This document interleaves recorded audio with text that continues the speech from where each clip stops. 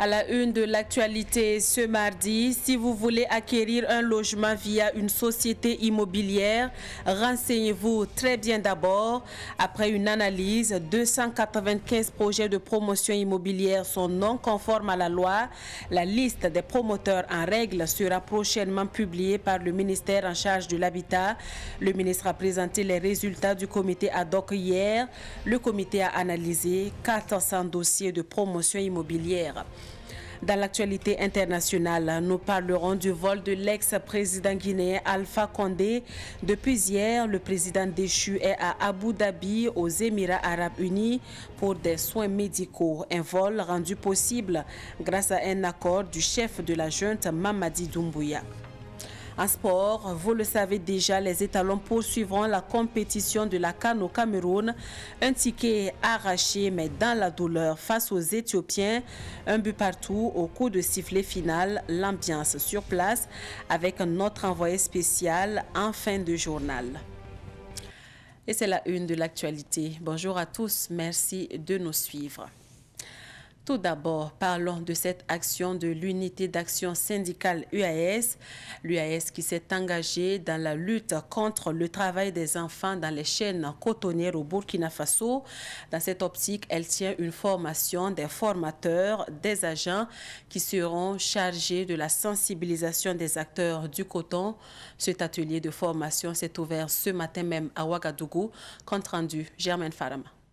Selon une étude réalisée en 2017 par l'Institut supérieur des sciences de la population, 47 enfants sur 100 sont concernés par le travail des enfants et 26 d'entre eux sont dans les travaux dangereux. Le même constat est aussi fait dans les chaînes cotonnières où le taux des enfants employés est élevé. Une situation préoccupante que l'unité d'action syndicale en a fait sienne. C'est ainsi que dans le souci d'éliminer le travail des enfants, l'UAS tient un atelier de formation des formateurs qui seront chargés de la sensibilisation des acteurs du coton sur le terrain. Il se trouve que le constat que nous avons fait, il y a un grand nombre d'enfants qui sont employés dans le secteur du travail du coton. Et à quelles conditions ils sont employés, c'est vraiment des conditions qui sont très difficiles et qui nuisent à leur développement, à leur prospérité et à leur intelligence, même développement physique. De ce fait-là, nous avons, à travers le projet que le BIT a bien voulu mettre à notre disposition avec le financement de l'Union européenne, mis en place ce projet-là qui va permettre de former une quarantaine de nos camarades, de nos délégués qui vont après être déployés sur le terrain dans les zones cotonnières pour sensibiliser les populations afin de les amener à retirer les enfants dans le travail du coton, dans la chaîne de valeur du coton, du textile et de l'habillement.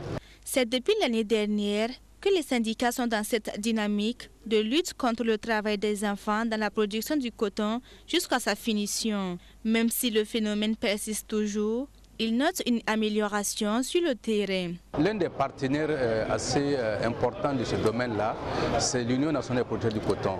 Et nous sommes, c'est vrai que nous n'avons pas directement approché l'Union nationale des producteurs du coton, mais le coordonnateur, à travers ses activités de terrain, est allé plusieurs fois pour échanger avec effectivement cette fêtière-là, afin de les sensibiliser sur les risques et les conséquences du travail des enfants dans la chaîne du coton. Et nous faisons, en tout cas, nous prenons cela à notre compte dans la mesure où cela contribuera à faciliter notre action sur le terrain auprès des producteurs du coton. Cette formation des formateurs en vue de lutter contre le travail des enfants dans les zones cotonnières se déroule sur 4 jours. 295 dossiers de promotion immobilière en situation irrégulière au Burkina Faso. Hier, le ministre en charge de l'habitat et ses collaborateurs ont présenté les résultats du comité ad hoc. Le comité était chargé d'examiner les dossiers d'approbation pour la promotion immobilière au Burkina Faso. Sur 400 dossiers examinés, il ressort que 105 dossiers sont seulement à jour. Et tenez-vous bien, par exemple, dans la commune de Saba, sur 40 dossiers de promotion immobilière, seulement 4 sont en règle vis-à-vis de la loi. Explication, Abdoulaye Kinda. Pour examiner et filtrer les demandes d'approbation des projets immobiliers, le ministre de l'Habitat a mis une commission au travail. Au sortir du traitement des 406 dossiers, la commission a retenu 105. le comité a relevé 105 projets immobiliers qui sont recevables pour la suite du processus. 105 sur les 400. Du coup, ça donne 295 projets immobiliers qui ne respectent pas les dispositions des documents de planification urbaine et donc à ce titre des projets qui seront rejetés et qui ne pourront pas poursuivre la procédure d'approbation pour pouvoir être mis en œuvre. Donc c'est des terres qui doivent être rétrocédées à une utilisation rurale, agro-pastorale, etc., tout ce qu'on veut. Les projets retenus couvrent 7000 hectares. Nous avons donc totalisé 30 000 hectares mobilisés par les promoteurs. Il a été rejeté en gros 23 000 hectares et il a été admis 7 000 hectares pour poursuivre le processus d'approbation qui doit aboutir à la signature d'un arrêté d'approbation. Sur les 400 projets immobiliers introduits, nous avons 92 promoteurs immobiliers qui sont concernés. On veut dire qu'il y a 92 promoteurs qui ont introduit les 400 demandes. Et quand on a fait le classement, nous avons seulement 3 promoteurs qui ont introduit 99 projets immobiliers et mobilisé 9 286 hectares, correspondant à 31% de la superficie totale projetée. Les 105 projets concernent les projets de 44 promoteurs immobiliers. Ils seront accompagnés pour l'aboutissement de leurs projets. Auparavant, chaque promoteur immobilier devra faire preuve de capacité financière suffisante. Les citoyens sont invités à la prudence. Dans cette édition, nous parlons sécurité. L'armée burkinabé mène une contre-offensive aérienne et neutralise une vingtaine de terroristes dans la zone de Marcoy, dans la province de Loudalan. Dans un communiqué, l'état-major explique qu'une unité d'intervention du détachement militaire a été attaquée alors qu'elle effectuait une mission offensive en direction de Tokabangu. Dans Loudalan, 5 militaires ont malheureusement été touchés mortellement. Les terroristes neutralisés tentaient de s'exfiltrer via la frontière du Niger. Le matériel de ces hommes a été saisi et l'armée qui indique également que des actions offensives ont été menées sur l'axe Gorom-Tassa-Makat, toujours dans l'Oudalan, à Sampelga, dans la province du Séno, et à Nadiagou et ses environs dans la province de la Komtienga, ce qui a permis de neutraliser des terroristes et d'interpeller des individus suspects. Et ces actions terroristes ont bien évidemment fait des personnes déplacées internes et l'opposition politique burkinabé n'est pas insensible face à cette situation. L'opposition politique conduite par Edi Komboyogo et ses camarades était sensible donc à exprimer sa compassion aux déplacés internes de Dablo, de Pensa et de Foubé, mais aussi de Namsigia. Ces déplacés ont trouvé refuge à Kaya et ont donc reçu la visite des opposants. Témoignage de Issa Oumarati. L'opposition politique burkinabé au contact des personnes déplacées internes de Kaya, toucher du doigt la réalité de ces déplacés, composés majoritairement de femmes et d'enfants, et les réconforter est le sens premier de cette visite du CFOP. Le secteur 5 de Kaya, qui abrite le plus grand site des déplacés internes dans le San Matenga, a constitué la première étape de la visite. Plus de 2000 âmes qui ont fui Dablo, Pensa, Foubé et Namsigia à cause des attaques répétées dans leur localité s'y trouvent. En témoigne le directeur régional de l'action humanitaire du Centre-Nord. Ici, nous sommes sur un site où la majorité est constituée de personnes venues de Dablo. Vous avez constaté qu'à la fin du mois de novembre, il y a eu des situations de ce côté-là. Mais mis à part Dablo, il y a les populations de Foubé, de Pensa et tout dernièrement de Ankuna. Et même ce site a un site annexe qui a aussi un certain nombre de personnes déplacées internes que nous travaillons véritablement à prendre en charge pour que tout le monde puisse être pris en compte. La dernière étape a permis à la délégation de l'opposition politique de visiter tour à tour 3 familles d'accueil de déplacés internes à Kaya. Mais quelle lecture fait le chef de file de l'opposition politique après cette première sortie de terrain? Non, la désolation. Personne ne souhaite vivre dans une situation comme ça. Vous avez vu les habitations qui sont assez précaires. Ça confirme ce que nous pensions. Sur le sol, ce n'est même pas crépi. Il y a deux types de logements.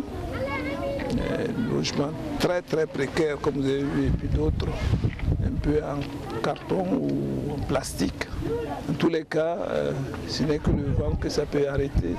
Les conditions sanitaires n'y sont pas. Les populations qui habitent, il semble, la norme c'est à peu près 7 personnes. Mais comme vous avez constaté, ça va d'une dizaine à une vingtaine, voire une trentaine par logement. Ça veut dire qu'ils sont coincés comme des sardines et personne ne souhaite voir son peuple, ces populations vivre de telles situations. Un don de 2,5 tonnes de riz sans couverture et 40 nattes sont remis aux déplacés qui ont reçu en plus de cela une enveloppe financière. Un ouf de soulagement, disent les déplacés. Ce geste va les soulager un temps soit peu, ajoute le président du conseil régional du Centre-Nord. Vraiment, c'est difficile chez nous. Dans notre village, ils sont venus jusqu'à 3 fois. Et à chaque fois, ils enlèvent des gens. Pour la 3e fois, nous avons décidé de quitter le village, aller là où il y a peu de sécurité. Après notre départ du village, ils sont revenus, mais ils n'ont pas trouvé quelqu'un. Le village s'était vidé de ses habitants. On rend grâce à Dieu, nous sommes arrivés en bonne santé.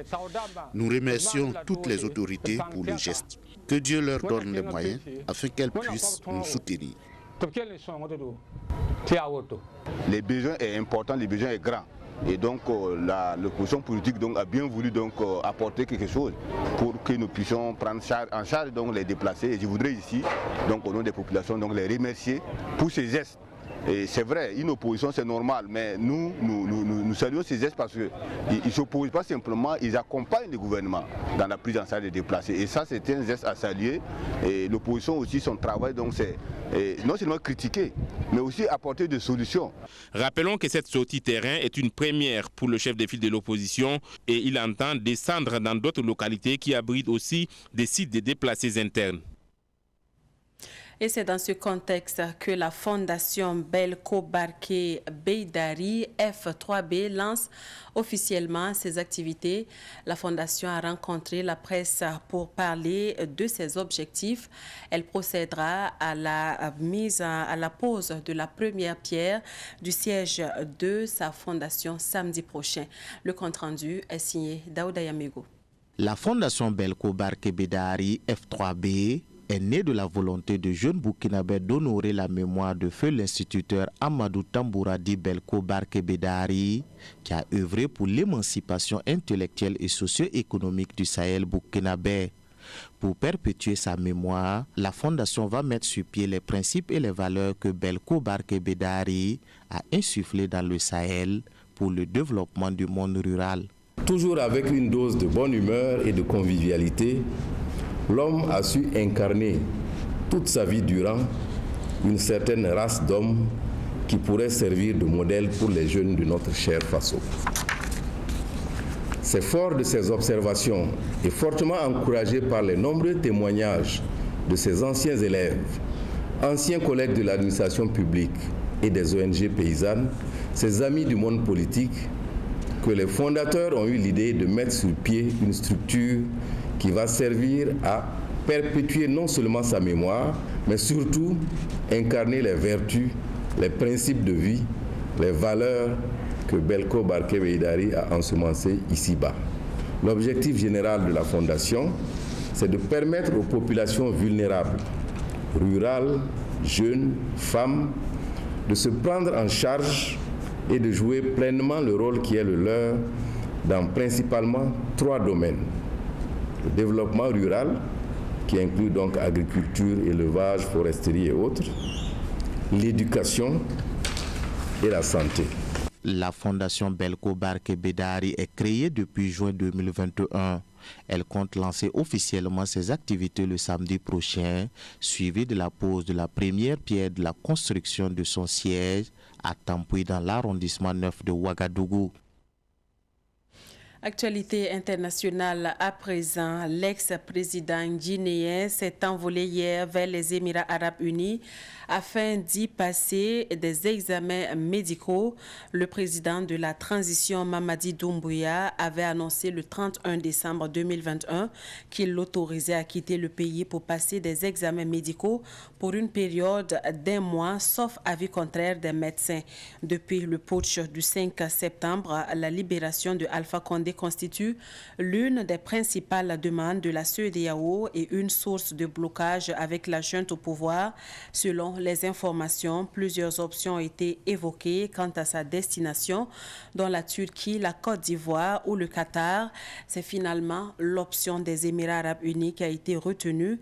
Il devrait notamment y recevoir un traitement médical pour soulager sa prothèse de hanche dont il s'est plaint. Comme prévu par les militaires, son séjour à Abu Dhabi ne devrait pas excéder 1 mois et pourrait même durer 2 semaines seulement en fonction des résultats de ses examens. Et nous parlons sport à présent. Les étalons du Burkina Faso ont arraché hier leur ticket pour la qualification 8e de finale de la CAN Cameroun 2021.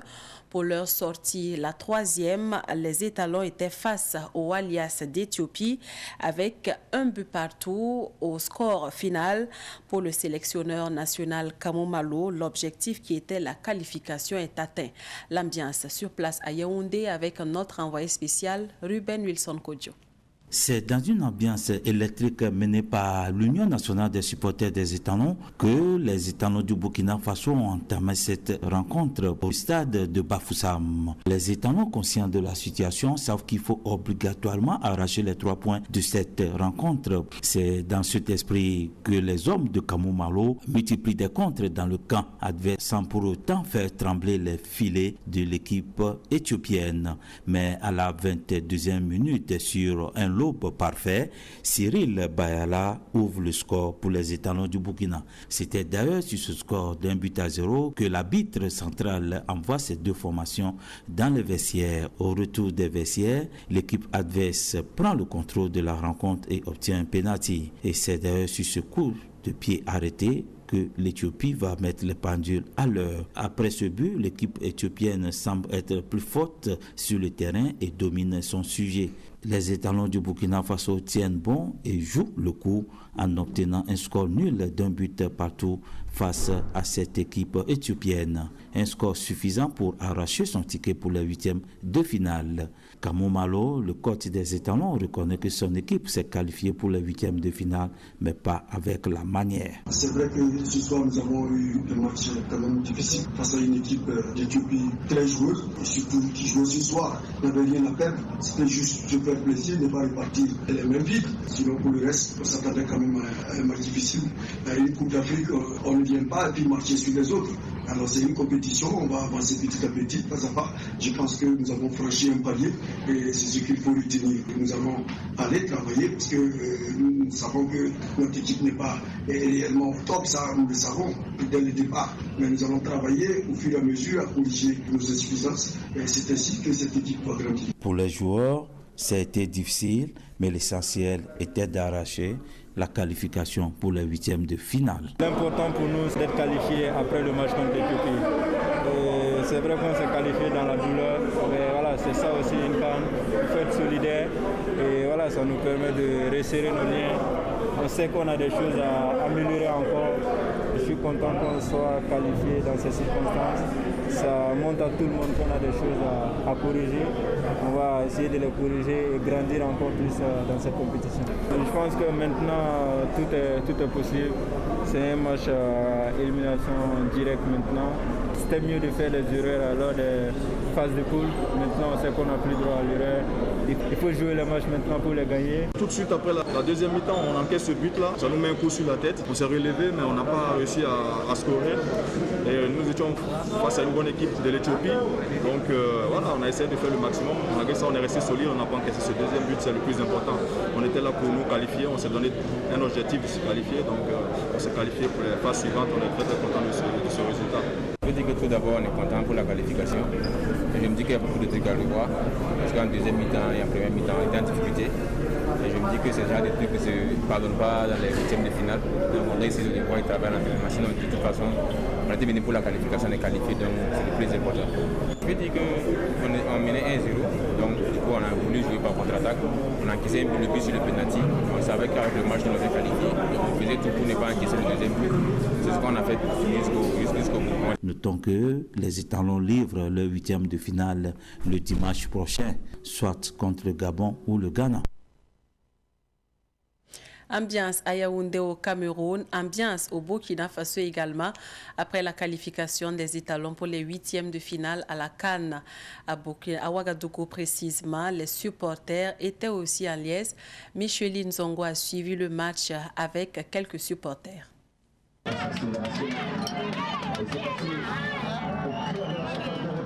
Ce maquis s'est mué en un club vidéo pour permettre aux fans du football, notamment aux supporters des étalons, de vivre en temps réel les rencontres de la Coupe d'Afrique des Nations qui oppose ici le Burkina Faso à l'Éthiopie. De un, c'est les étalons qui jouent. De deux, c'est le Burkina Faso. Donc, raison pour laquelle on a essayé de soutenir nos braves étalons. Une promo de boissons aussi pour accompagner les étalons. Chaque fois que les étalons jouent, en tout cas, on a du mal à gérer la clientèle, surtout les supporters. Entre deux gorgées, ces supporters tentent de pousser les étalons à la victoire. On est très fiers de notre pays aujourd'hui parce que ça nous rend fiers que les étalons puissent gagner ce soir. Parce que ça a été dédié aux MDS qui sont au désert, à Tirakoff, à Albina, à Déhou, jusqu'à Tourmayel. Nous sommes fiers, tout le monde ici ce soir, parce qu'on est très contents, parce que tout le monde est fier aujourd'hui de la grande victoire aujourd'hui. C'est très propre, les étalons nous ont fait fierté sur les Burkina, on remercie tous les étalons qui sont là-bas, qui battent pour le pays. On est très fiers de notre pays et la partie de la mort nous vaincrons. Bon, selon moi, le match est bon. Ça n'a pas été trop dur, mais il faut qu'on les encourage encore plus. Mais ça va. J'ai apprécié les talons, il fait du mieux. Bon, c'est pas facile, mais je peux rien y faire. Mais ça va aller. Du courage. J'ai suivi le match des étalons. Effectivement, ils ont fait un bon boulot. On avait souhaité qu'ils gagnent les 3 points, mais hélas, l'essentiel c'est de se qualifier. Le Cameroun n'a pas pu vaincre le Cap-Vert, c'est match nul. Nous aussi on a fait le match nul. Vraiment on est content pour être à la 8e de finale. On souhaite pour que les étalons aillent loin plus. On veut la demi-finale, le final, ramener la CAN au Burkina Faso. C'est notre finale. À côté de cette ambiance en milieu semi-fermé, il se joue une autre ambiance au coin des rues. Il y a des vendeurs de gadgets aux couleurs nationales partout. Il s'agit pour eux d'une autre façon de supporter le 11 national. Pour ce coup-ci, les étalons ont donné du tonus au 12e homme, pourvu que ça dure.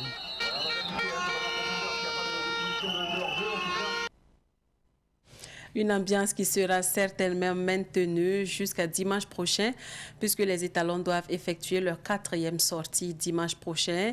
Les étalons connaîtront leur adversaire aujourd'hui. Après les rencontres, ils feront face au 2e du groupe C, qui est composé du Maroc, du Gabon, du Ghana et des Comores. Et c'est ici que prend fin cette édition. Merci à tous de l'avoir suivi. Excellent après-midi à toutes et à tous.